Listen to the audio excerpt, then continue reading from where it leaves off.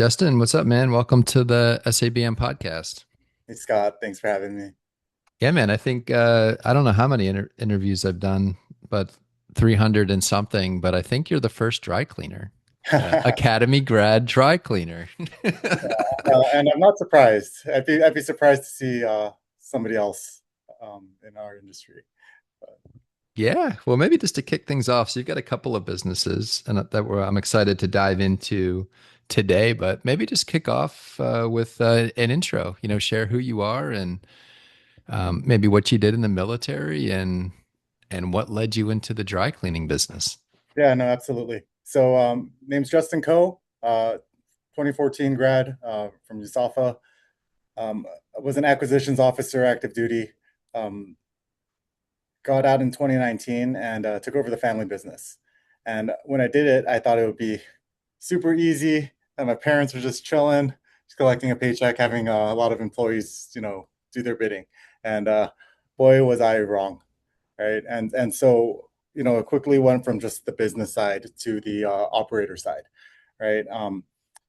My parents were doing everything themselves, right? From the cleaning the clothes to the customer service to the deliveries, all that, right? To the maintenance.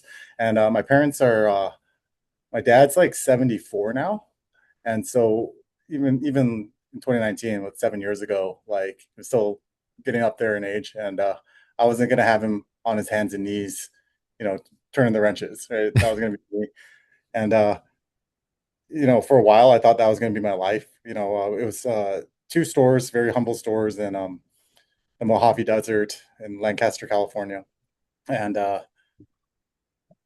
yeah, you know, at the time, I was like, yeah, this is the end of the road for me. And when you're in the military, like you have like a rank structure to look forward to. It's like, okay, I'm a butter bar, like 2 years I'll be first lieutenant, 2 more years I'll be captain, and you always have something to look forward to.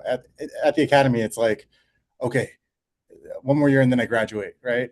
And so I felt like I had this like weight of depression, like there's nothing else to look forward to, and what I realized was like, no, there is. You just got to make it for yourself, you know. Hmm. And it took me like 4 years to figure that out.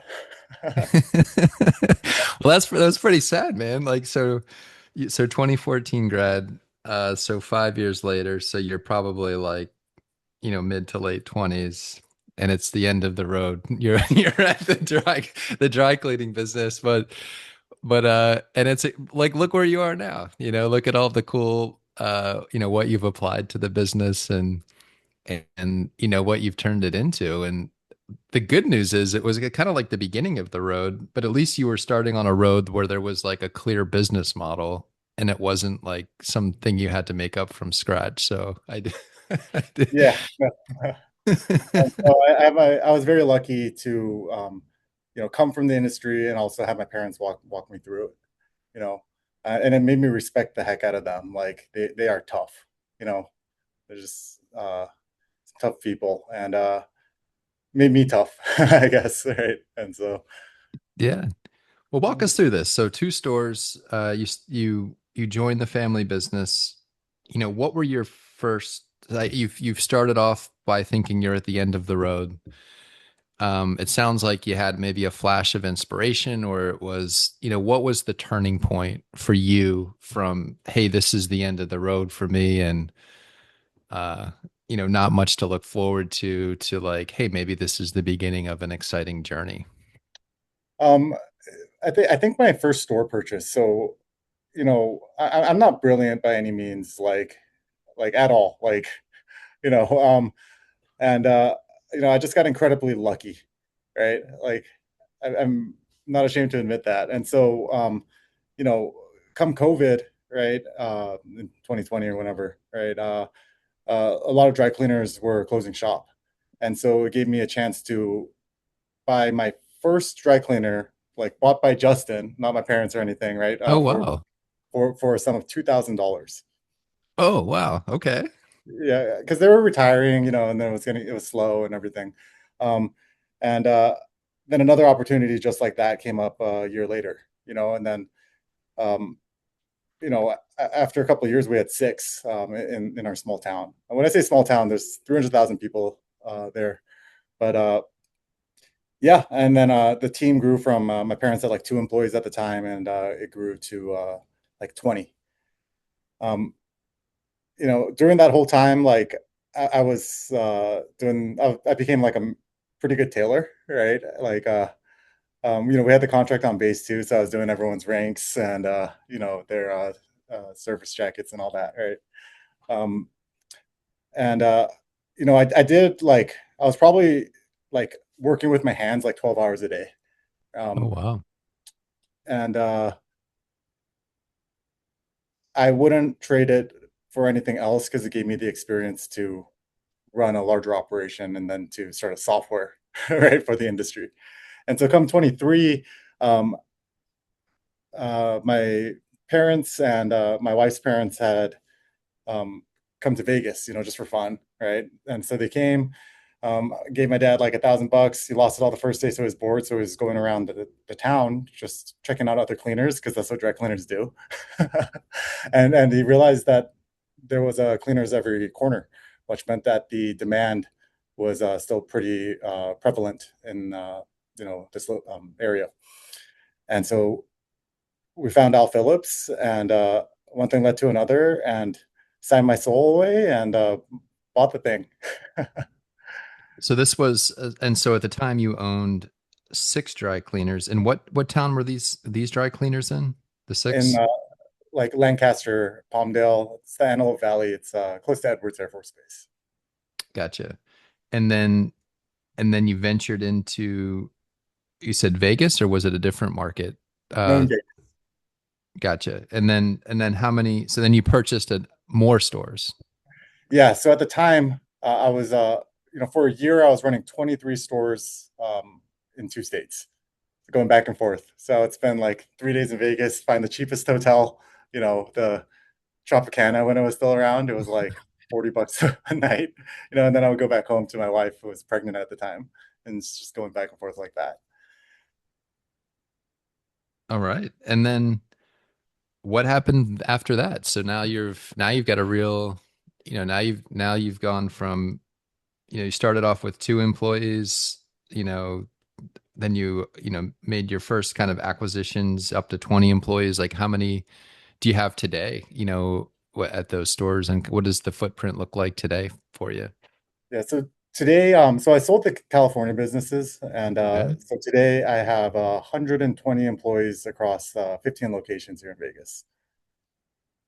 All right. Well, Um, congrats, man. no, thank you, but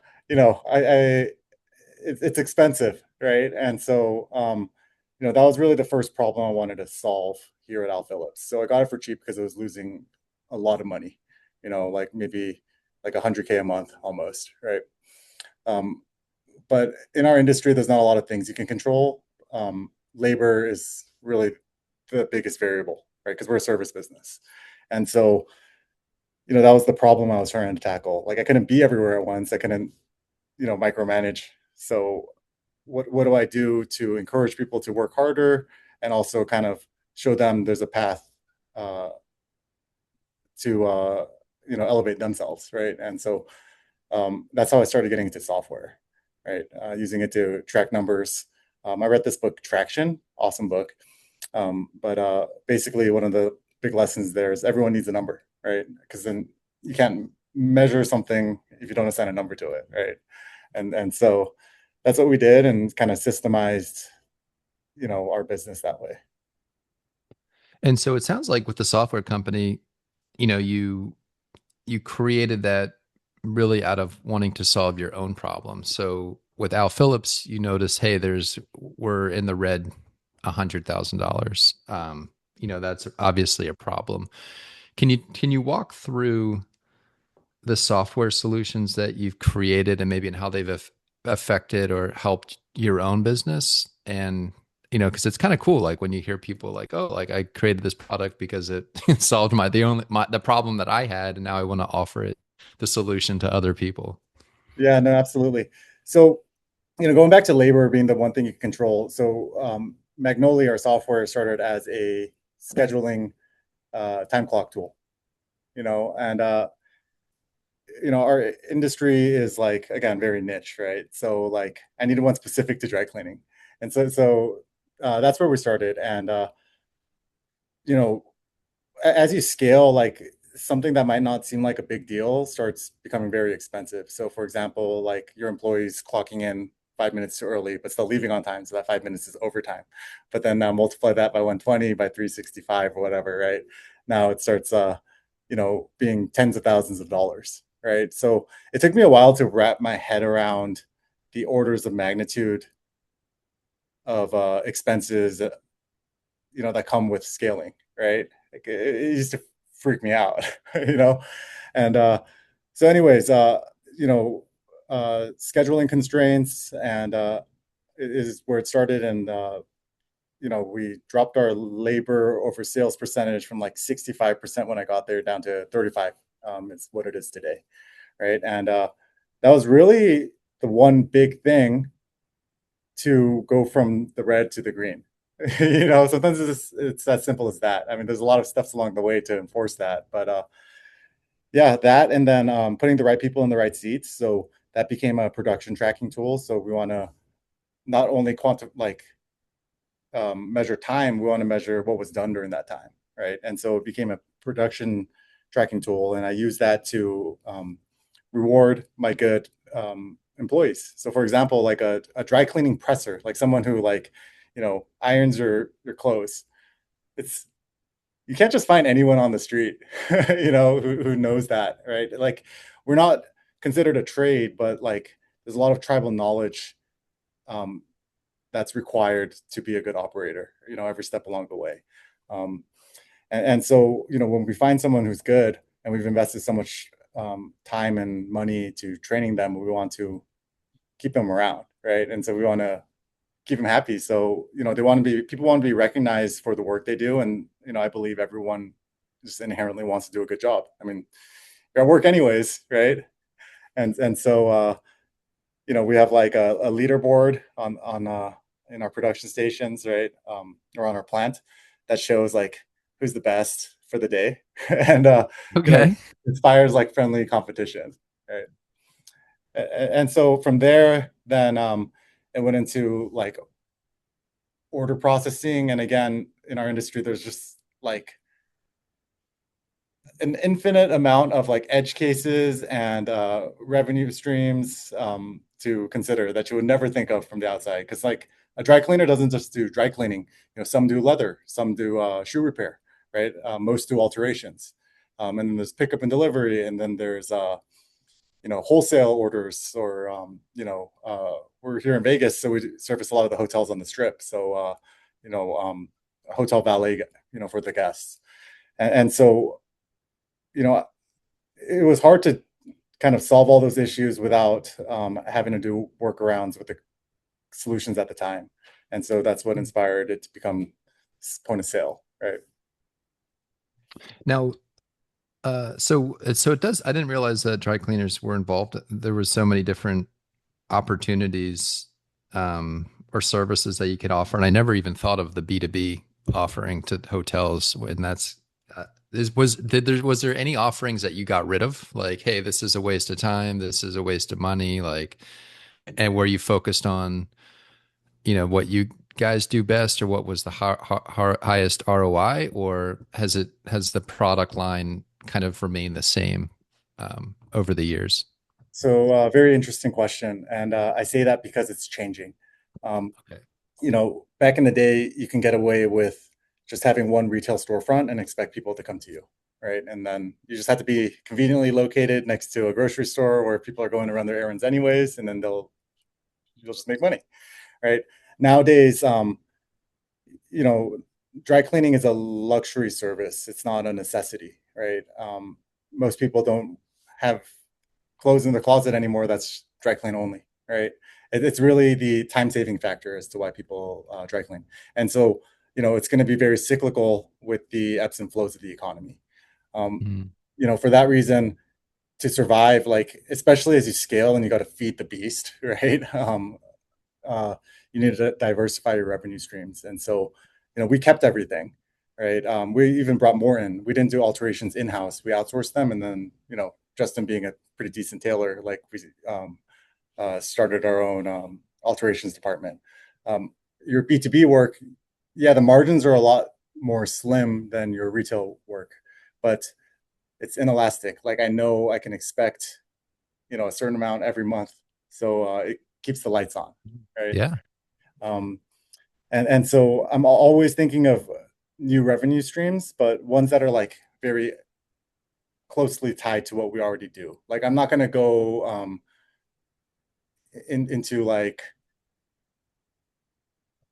I don't know, like carpet cleaning or something, right?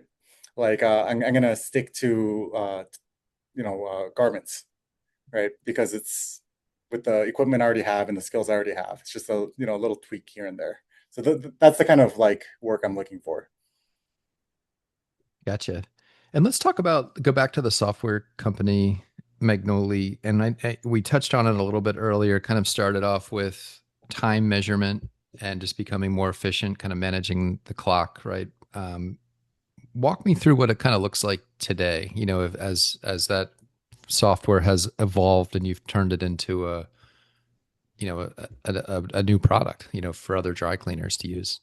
Yeah. So it's really everything I wish I had when I had two stores and also when I had 23 stores. Right. Like I think you have to put systems in place when you're small so that you're able to scale efficiently. And so Magnolia today is a pretty robust point of sale, right? Obviously, the schedule it takes you all the way to payroll, right? So when it comes payroll day for the 120 employees, I just do a couple audits and it takes me 10 minutes to run payroll. It's also a CRM tool, and so the other metric that we can control in our industry is sales, right?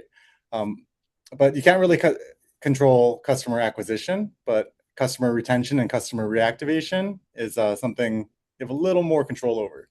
And so what I mean by that is, identifying customers that haven't come in 60 days, right?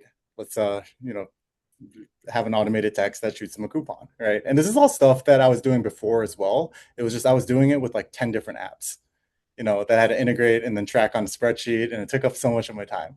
So it just only made sense that we had it all in one place. So it's like what I see Magnolia as is just like a total vertical software in our industry. Like you just need this and you're good to go, right? It's interesting seeing people younger than me buy dry cleaners and their parents didn't own a dry cleaners. So they're just going into it like brand new with none of that tribal knowledge. And so, it's also an education tool in that regard, like, just follow this playbook and you'll figure it out. Yeah. Yeah, man. So you could become, or maybe you already are, I mean, like the dry cleaning coach, so I'm sure like some of these people that, purchase the software, maybe it is a new business for them, or, maybe they wanted to, you know, uh, go entrepreneurship through acquisition, right? We hear that a lot. And maybe there's someone that bought a dry cleaning business and now, gosh, I didn't grow up in this industry. My family wasn't in this business. It's a new business for me. And now here's Justin with his software, and maybe he could even be a guide or help me kind of through some challenges or questions. So, um, I'd imagine that, as you kind of grow this, like people will lean on you for advice and how to grow businesses. Yeah, and I welcome it because if I wasn't in fetal position in the corner of one of my dry cleaners at 9 p.m. and called someone for help, who then introduced me to somebody else who showed me where he started and how big he got, and the things he did along the way to get there and the mistakes he made. Like I would have never been here right now. And so, um, yeah, I think it's very big.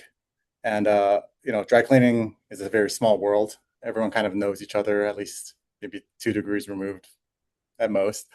And I think the community needs to lift each other up, like not compete, you know? Yeah. Yeah, Yeah. it takes a special person, special skill set to not everybody has that mindset, right? And so it's you're in a very unique position, and it sounds like you do have the mindset to uplift the community. Um, and so that's really cool.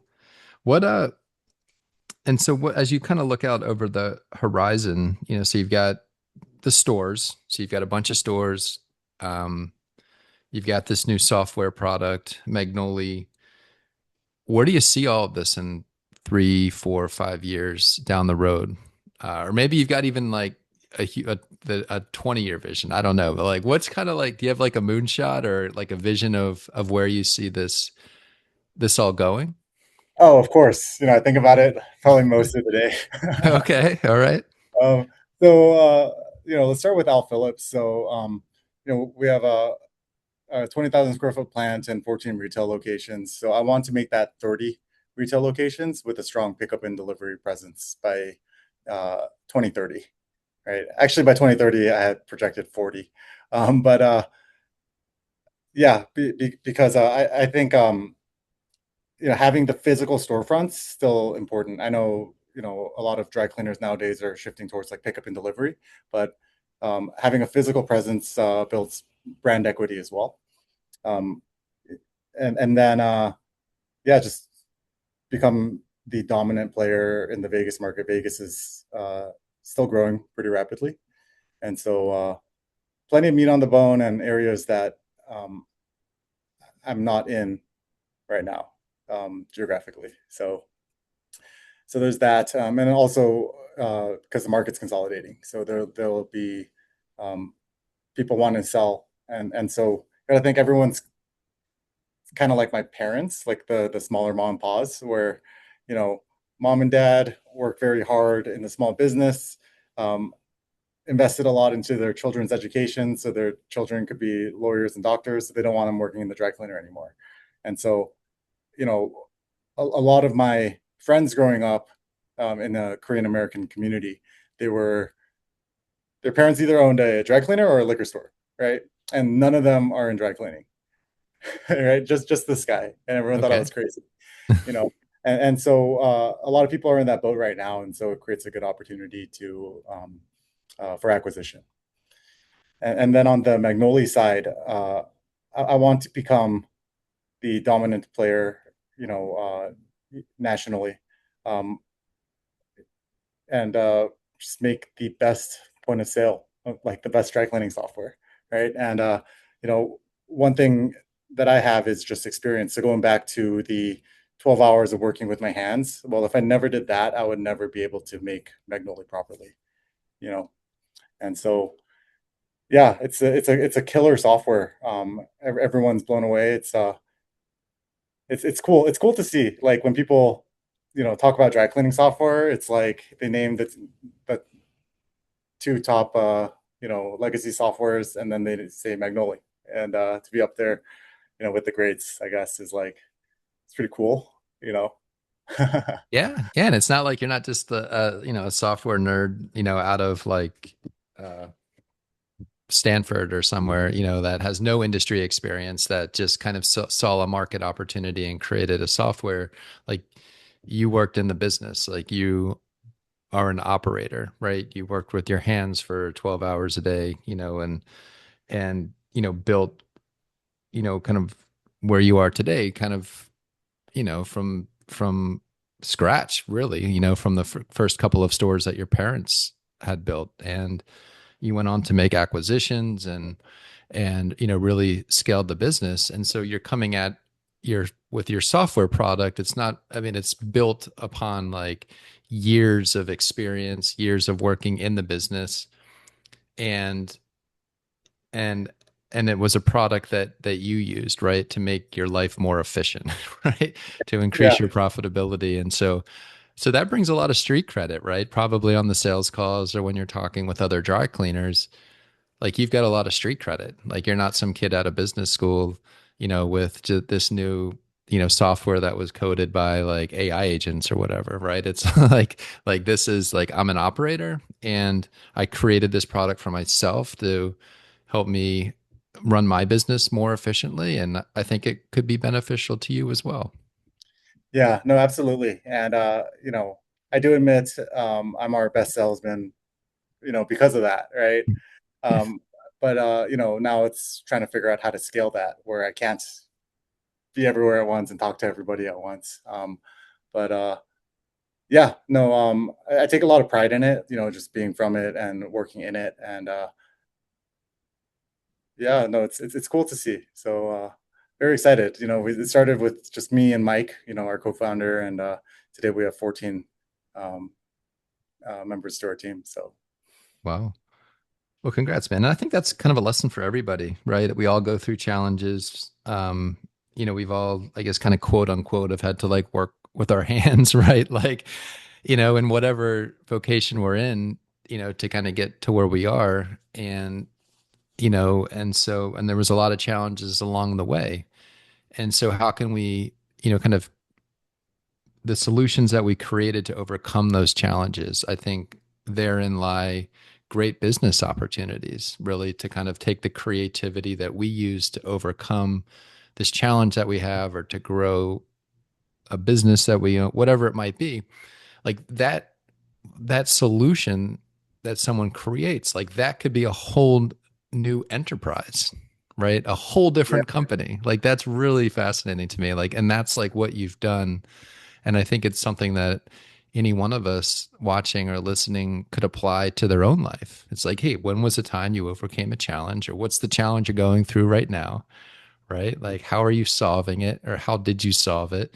And how could you offer that solution to a customer who then you identify so much with that challenge that that person has because you had to overcome it. Um, the excitement probably like when you're talking with potential customers and like when you're showing them like these tricks, right? Like, oh, like check this oh yeah, feature out. It's yeah. like you're the energy that you bring to those conversations just must attract business like a magnet. It's funny because I rarely talk about the software. I just talk shop, and I could talk shop all day, right? And so, you know, yeah, no, I have a lot of fun with it. Um, if you told me 7 years ago that I'd be here right now, or like, just so passionate about dry cleaning, I'd be like, dude, you're crazy, But yeah, it's funny where life takes you, and I think I don't know. It's like you get handed a lot of lemons in business, but it's about finding the lemonade, right? Yeah, Yeah. that's really cool, man. Well, you found the lemonade and sounds like you've got a really bright future. Last question, where are you stuck? What are your biggest challenges right now? And who are the most valuable connections that you could possibly connect with? So if there's folks listening that might be that person or they might know somebody, you know, um, who are what are the challenges? How can we help you solve them? And who are the people that can help you solve them? Um, challenge. So challenges, there's a lot of challenges. Like internally, there's always challenges. Like with scaling comes like systemization, right? And then it's like you want to kind of control those systems, but then you got to kind of let go, right? So that's like a personal challenge, right? Okay. Um, from a business challenge, I went to the academy because I couldn't afford college, right? I mean, not that that's the only reason I went, but it was one, right? Um, and you know, um, started with small cleaners, and as we grow, um, I'm in this position where our EBITDA is growing ginormously, right? But you know, I'm over leveraged, right? So in terms of a challenge like that, and so that's kind of the Al Phillips issue, right? Is profitability high, but cash flow low, right? And so for me to scale that, it's really trying to kind of fix the balance sheet, right? Like lower my debt, right? And so for any investors out there, it's very, I'm not gonna say easy, but like basically like use money, pay off debt, increase cash flow, expand faster, you know? And Yeah. so I think a lot of lessons learned along the way. And in the beginning, it was, oh, I got approved for this. Oh, I want that piece of equipment. I got it, and so that was, something I had to kind of figure out as I went, right? And not saying I didn't make any mistakes, right? But that's how you learn. Yeah. Sorry, Yeah, man. So, did I, so people that are interested in an equity stake or in a Main Street business, right? So it sounds like there could be an opportunity there, potentially, or an yeah, investment. Okay. no, absolutely. And it's just to perpetuate the expansion to get there faster, right? Because I think we have a very like strike while the iron's hot opportunity without Phillips. Okay. And what about on the Magnolia side? Challenges, connections that are valuable for you, um, that sort of thing. Um, well, in terms of connections, and this goes for all sides, it's just other guys going through it and other guys that have been through it. Yeah, entrepreneurship's a lonely road, so it's just always just cool to connect and see what other like-minded people are up to. In terms of Magnoli, really, we just need enough money to get to break even, because then it's software, so there's not uh, as many like uh, variable costs, and it's a subscription based service. So really, we just need enough to carry us to that break even point, which is hopefully December. Okay. Yeah. All right. Well, sounds good, Justin, and congrats, man, on all of your success. I'm glad it wasn't the end of the road for you. I'm glad. I mean, you've created brand new roads, right? And with all that you've done with the business, and um, and it was, great that your parents did have an entrepreneurial vision and started their own business, and which was the seed that planted the tree that you're growing, the oak tree, hopefully. So, congrats on what you've built. And what's the best way for folks to get in touch with you if they'd like to connect, learn more about what you do? How can we reach you? Um, my email, justin@magnoli.ai, or our website, right, just magnoli.ai. Yeah, or through the SAPM group. So Yeah. Yeah. Through the SABM group. So it's been good watching you on the last investor group presentation. So you'll be up again at the end of this month on at our investor group meeting in a few more weeks, and so look forward to seeing you there. And we'll post a link to your contact info and website in the show notes, as well as your LinkedIn profile, if that works as well. We'll include that as well, so people can reach out and connect. And if you're in Vegas, hey, hit up Justin, man. Let's if you need your clothes, your your yeah, dry cleaning done. or if you just want to have a good time, I'm right across the street from the strip. So Or have a good time. Well, Justin, this has been a good time, man. It's been great getting to know you over the last few weeks, and great job today on the podcast. And here's to a successful finish to 2026. thank you so much. Likewise.